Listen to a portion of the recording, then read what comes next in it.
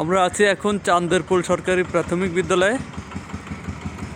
আজকে শোক দিবসের জাতীয় পতাকা অর্ধনমিত করার কথা থাকলেও কিন্তু আমরা চান্দেরপুল সরকারি প্রাথমিক বিদ্যালয়ে সকাল 11টা বাজে, কিন্তু এখনও একটা কোনো পতাকায় অর্ধনমিত করার কোনো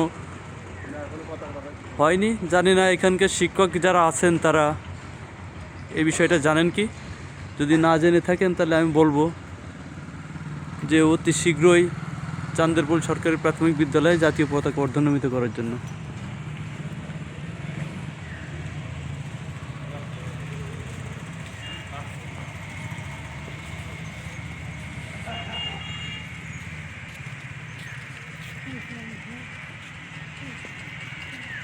এ হচ্ছে স্কুলের চিত্র,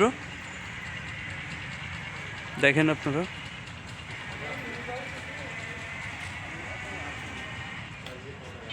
এগারোটা বাজে, কয়টা বাজে এখন? এখন টাইম 11:42। 11:42 বাজে। আচ্ছা, আপনি কি জানেন যে আজকে শোক দিবস বাংলাদেশের? সেক্ষেত্রে আজকে সরকার নির্ধারিত ছিল যে আজকে জাতীয় পতাকা অর্ধনমিত করে রাখে, কিন্তু আসলে কিন্তু আপনারা এখানে আছেন, কিন্তু সব জায়গায় দেখতেছি আছে, কিন্তু এই স্কুলটা নেই। কারণ কি বলতে পারেন? স্যারেরা না আসলে আপনার কি মনে হয় স্যারেরা এই বিষয়টা কি অবহেলা করলো নাকি করলো না? অবহেলা ছাড়া তো কিছু না, অবহেলা না করলে তো টাইমের কথা, স্যারেদের আসার কথা। স্যারেদের আসার কথা। তুমি কোন ক্লাসে পড়ো? কোন স্কুলে? এই স্কুলের প্রধান শিক্ষকের নাম কি? কালাম, আবুল কালাম। এখন হেড স্যার আগে ছিল, রিটায়ার্ড হয়ে গিয়েছে। হেড স্যার নিখিল কুমার ছিল। হ্যাঁ। এখন ভারপ্রাপ্ত। আপনি কোন ক্লাসে পড়েন? ক্লাস 6-এ পড়েন। কোন স্কুলে? টিআইসি মাধ্যমিক বিদ্যালয়। তা কি মনে হয় যে স্যারেরা কি আসবে স্কুলে আজকে? আবার কখন আসবে? আজকে আসার কোনো সুযোগ নাই, তাই না? তাহলে স্যারেদের নাম্বার আছে আপনাদের কাছে? না, নাই।